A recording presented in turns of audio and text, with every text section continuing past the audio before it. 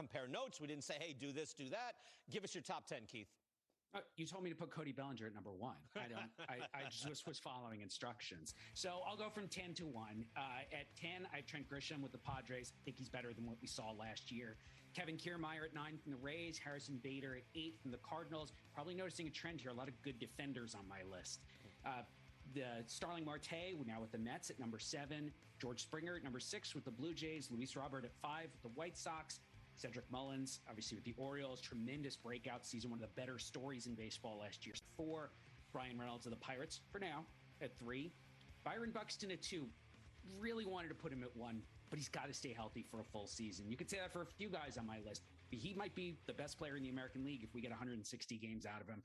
Until that happens, the best player in the American League remains Mike Trout, and he's number 1 on my list. All right, so I'm going to go with a guy not on you brought him up. No Cody Bellinger.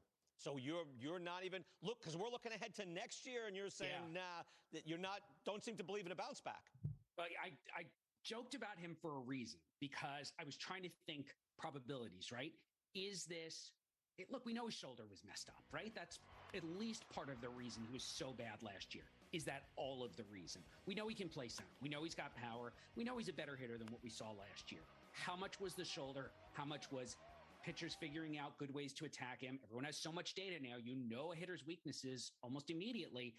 Does he have to make that adjustment back? And in the end, I said, it's too much of a reach. It felt like being contrarian to put him on the list coming off of that season, and I didn't want to go there. Okay. You also have Byron Buxton way up there. Again, we're not consulting with each other, and you don't know what everybody else is doing. At a certain point, I'll know what everybody else has. And we all love Buxton, but he does not play. Yet you've got him at number 2. That's high.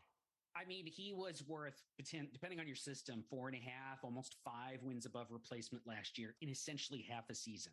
So could he be a 9 WAR player if he plays a full season? Yeah, I actually think he can, because he does so much. Now he's coming to power. Better idea to strike zone. Never going to be a high walk guy, but enough to control the zone to do damage when he puts the ball in play. 80 runner, 80 defender in center, cannon arm. I saw him up to 95 off the mound in high school. Others saw him up to 98. He's still got that going for him. And last year, some of the injuries were just flukes. Yes, he has absolutely had trouble staying on the field, and that's a skill. Joe Sheehan has said this for years. Staying healthy is a skill. In Buxton's case, though, I think what happened last year was kind of beyond his control, and I'm willing to give him a little benefit of the doubt. Also, there's some wishful thinking here, right? Wouldn't we all like to see 150 games of Byron Buxton? Right. He's one of the most exciting players anywhere in baseball. To me, this is just me, you're a little low on George Springer. Again, the slugging is there. I know he's hurt. I know he's in his 30s now. But, I mean, his performance, I think, is only bettered by Mike Trout on the whole. Why so low on Springer? Well, it was age, injury. Will he hold his value in center field? Like I said, I tried to lean towards guys who could really play the position. There's a dearth of good center fielders in baseball right now. There are more coming up through the minors. But right now, if you just look around the big leagues, center field's not great. And the fact that Springer is probably, of all the guys on this list, he might be the most likely to lose defensive value in the next year or two. Not saying he's absolutely going to, but just relative to the other guys on this list, that's where he could slip. And at some point in that contract, he's probably going to end up in a corner, and that just bumped him down. Love the player, love the bat, love the athlete.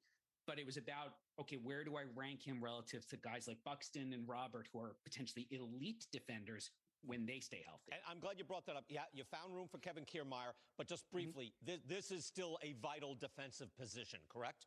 Yeah, it's a position up the middle, and you look at positional value. You look at how little guys who play center field often hit, too. If you go below our top 10s, put all our top 10s together, the guys who didn't make the list, most of them don't hit at all. So you really better play defense. And I do the same thing when ranking prospects. If a guy can play center, short, catcher, and play particularly well, he's going to be higher on my prospect list, because that provides more value and kind of guarantees the guy a job for a long time.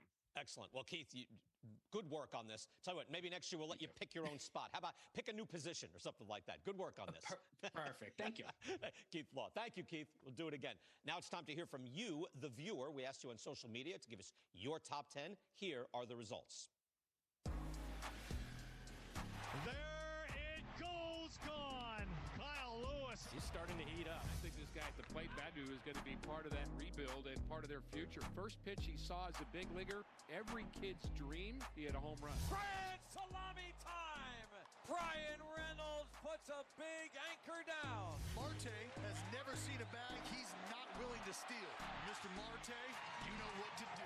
What a moment for George Springer. That was as good a play as we have seen all year. I've seen this play how many times, Dan? 10 times this year. A dive from Harrison Bader, a divot to replace.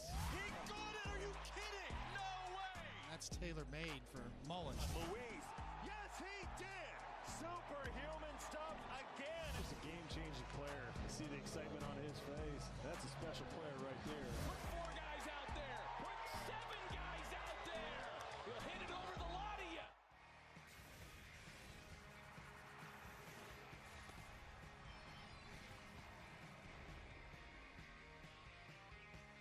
I know there's conflicting information about Dupuytren's contracture. I thought I couldn't get treatment yet.